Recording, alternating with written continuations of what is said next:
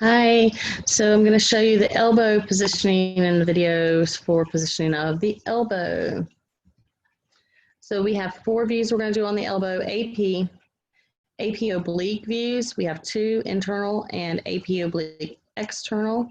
The way we're going to rotate the arm internal and externally.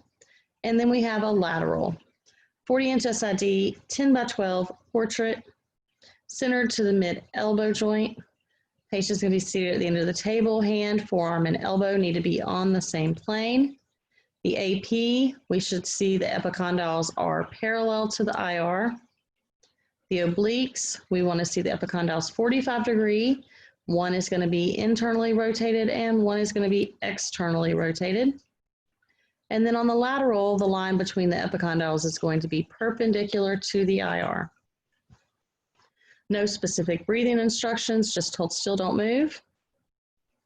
Clinical indications: fractures, dislocations, foreign bodies, pathological processes such as osteomyelitis and or arthritis.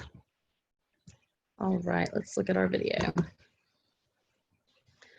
So 10x12 portrait, centered to the middle of the elbow joint, and roll her arm so that it is true AP. Full body lead and thyroid shield.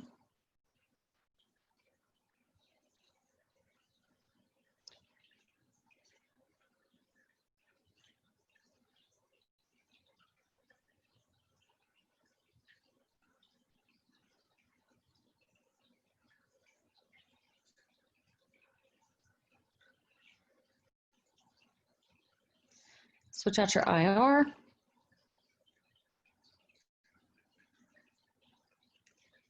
Just going to roll backwards about 45 degrees rotation with the epicondyles. That is rotating externally. And she's going to switch out her IR.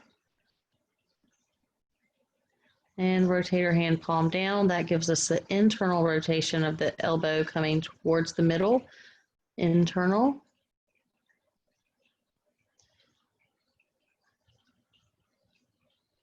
Internal oblique shows the coronoid process. External shows the radial head.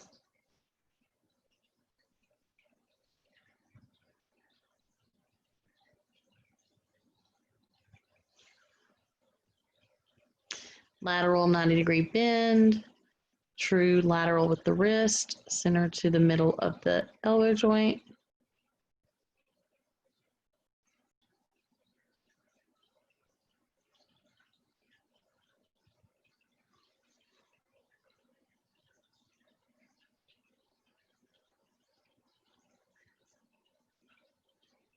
And that's our 4 views for the elbow.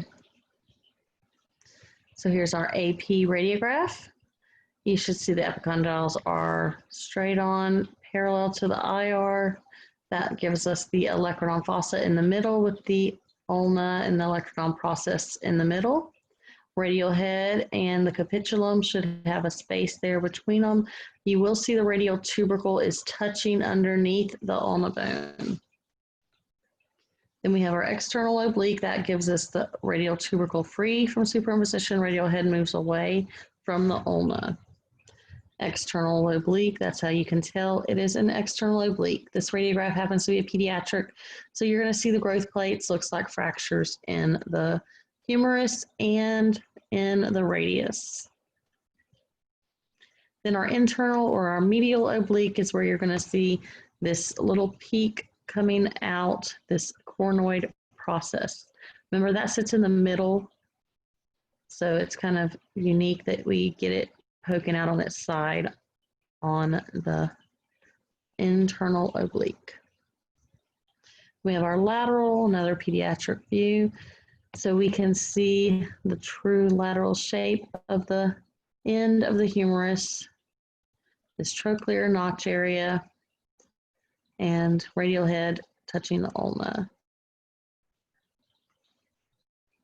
That's our 4 views for the elbow. AP, internal and external obliques, and lateral.